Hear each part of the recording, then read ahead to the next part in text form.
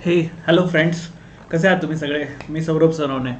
चला, आज एक नवीन टॉपिक शिकूया आणि तो पण एकदम भन्नाट पद्धतीनं. ओके, चला मी एक मस्त उदाहरण देतो तुम्हाला. आज ज्याच्याबद्दल आपण शिकतोय त्याचं नाव आहे दॅट इज बँकिंगचा लोकपाल. बँकिंगचा लोकपाल म्हणजे काय, तर बँकिंग ओम्बड्समन ह्याच्याबद्दल आपण शिकतोय. जसं लोकांचे ग्रीव्हन्सेस म्हणजे लोकांच्या खूप साऱ्या तक्रारी आहेत, त्याला सोडवण्यासाठी भारत सरकारनं अण्णा हजारेजींच्या मुवमेंट नंतर एक लोकपाल नावाचं पद तयार केलं. तसंच बँकिंगमध्ये हा लोकपाल आधीपासून होता. तो कशासाठी, चला त्याला आता आपण शिकून घेणार आहोत. याचं पूर्ण नाव बँकिंग ओम्बड्समन. हे ओम्बड्समन नाव कुठनं आलं माहितीये का? ते स्कॅन्डिनेव्हियन कंट्रीजमधनं आले. डेन्मार्क, नेदरलँड, स्वीडन यांच्यामध्ये ना लोकसंख्या खूप कमी असते आणि त्यांच्या समस्या सोडवण्यासाठी काही लोकांना अपॉइंट केलं गेलेलं असतं.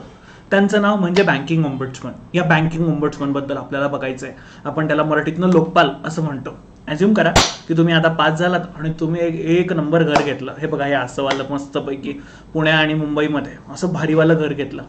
आणि भारीवालं घर घेत असताना तुम्ही बँकेकडे लोनला अप्लाय केलं. ऑफकोर्स आपण गव्हर्नमेंटमध्ये काम करतोय, आपल्याला एवढं मस्त जर घर तयार करायचं असेल ना, तर आपल्याला ऑफकोर्स बँकेची गरज लागणार आहे. आपण ॲज्युम करा बँकेकडनं लोन घेतलं आणि ते लोन आपण साधारणतः 1 करोड रुपयाचं लोन घेतलं आपण बँकेकडे. आणि लोन घेत असताना आपलं लोन अप्रुव्हल झालं आणि बँकेनं आपल्याला सांगितलं की तुम्हाला 8% इंटरेस्ट रेट लागेल. पण ॲक्च्युअल जेव्हा तुमचा हप्ता EMI monthly equated monthly installment जेव्हा तुमची कट झाली ना, तेव्हा ती कट झाली 9%.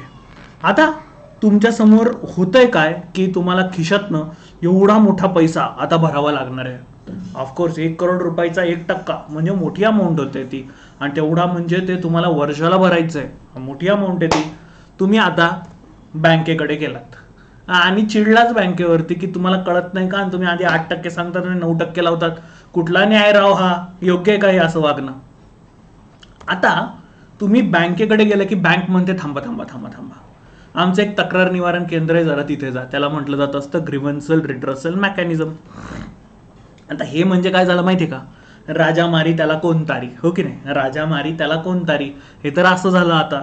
म्हणजे आपण ज्याच्याकडे पोहोचतोय त्याला विचारायचं की बाबा रे, हे माझ्यावरती घडलेलं आहे, त्याला जबाबदार कोण? तोच व्यक्ती त्याला जबाबदार आहे, ती बँकच त्याला जबाबदार आहे ना. आपण त्यांच्याकडे गेलो. ऑफकोर्स असं होऊ शकतंय की इधर ते तुमची कंप्लेंट सोडवतील और ते म्हणतील तुम्हाला की साहेब ये तो हमारे बस में है ही नहीं, आप कहीं पे और चले जाओ. म्हणजे झालं का आता सगळंच अडकायचे कामं. मग आता काय करता येईल आपल्याला याच्यामधनं? तर घाबरायचं कारण नाही, चिंता करू नका. तुम्ही ग्रीव्हन्सल रिड्रेसल मेकॅनिझम मध्ये गेलात आणि म्हणजे तक्रार निवारण केंद्रात गेलात आणि जर समजा त्यांनी तुम्हाला न्याय देण्याचं नाही ठरवलं, ते म्हटले की नाही, तुम्ही जे म्हटलेला होतात ना आधी, ते म्हणजे ते तुम्हाला 9%च इंटरेस्ट रेट भरावा लागेल, 8% भेटणार नाही, जा काय करायचं ते करा. किंवा 8% नाही, तुमचं सोडा आणि माझं सोडा, ते म्हटले नाही नाही 8.5% भरा. याच्यात चुकी बँकेची आहे. कारण तुम्हाला त्यांनी अप्रुव्हल देत असताना 8%चं अप्रुव्हल दिलेलं होतं. म्हणजे ह्याच्यात चुकी बँकेची आहे. मी एक फक्त उदाहरण देतोय. अशा बऱ्याच वेळेला बऱ्याच गोष्टी बँकिंगच्या बाबतीमध्ये घडू शकतात. एक्स्ट्रा पैसेच कापले गेले, कोणीतरी काहीतरी गहाळच केले. ह्या सर्व मॅटर्समध्ये तुम्ही ओम्बड्समनकडे दॅट इज लोकपालाकडे जाऊ शकता. पण तत्पूर्वी तुम्हाला बँकेच्या ग्रीव्हन्सल रिड्रेसल मेकॅनिझम तक्रार निवारण केंद्राकडे जाऊ शकता. ॲज्युम करा की त्यांनी तुमची तक्रार मान्य केली, 8%च केलं, तर मग काही प्रॉब्लेम नाही आहे. हां, पण जर नाही मान्य केलं तर घाबरून जाऊ नका. खूप इझी आहे.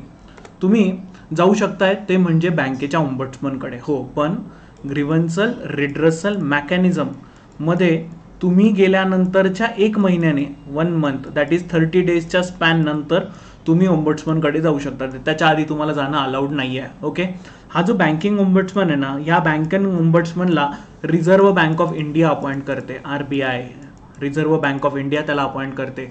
याची सुरुवात जी आहे ती 2006 मध्ये झालेली होती. बँकिंग ओम्बड्समन स्कीम 2006 मध्ये याची सुरुवात झालेली होती. यांचं काम रिजनल लेवलला चालतं. दिल्ली, चेन्नई, मुंबई, कॅलकाटा असे त्यांचे 4 ठिकाणी ऑफिसेस आणि रिजनल लेवलला ती लोक काम करतात. आता असं बँकिंग ओम्बड्समन या रिझर्व्ह बँक ऑफ इंडियाच्या ज्युरिस्डिक्शनमध्ये येत आहे, म्हणजे ऑफकोर्स त्याच्याकडे मोठ्या प्रमाणात अधिकार देखील असणार आहे. तुम्ही रिटर्न किंवा ऑनलाईन कंप्लेंट त्यांच्याकडे करू शकतात. आता त्यांच्याकडे तक्रार केल्यानंतर तुमच्या बाबतीत 2 गोष्टी होऊ शकतात. इधर ते तुम्हाला हो म्हणतील और तुम्हाला नाही म्हणतील. जर त्यांनी तुम्हाला नाही म्हटलं तर आहे अजून एक पर्याय आहे, ओके, त्याच्याबद्दल नंतर बोलतो.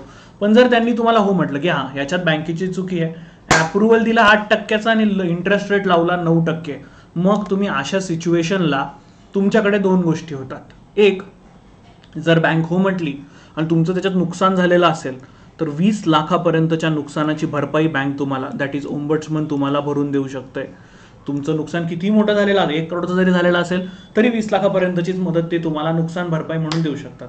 बऱ्याच लोकांच्या बाबतीमध्ये क्रेडिट कार्ड घेतलं म्हणून हरासमेंट होते. मग अशी क्रेडिट कार्डची जर हरासमेंट झालेली असेल ना तर बँकिंग ओम्बड्समन 1 लाख रुपयापर्यंतची नुकसान भरपाई देऊ शकतं. याच्यात रिसेंटली ऑनलाईन कंप्लेंट्सची पण एक आता प्रोव्हिजन करण्यात आलेली आहेत. आता ऑनलाईन कंप्लेंट्स देखील त्याच्यामध्ये नोंदवता येऊ शकतात.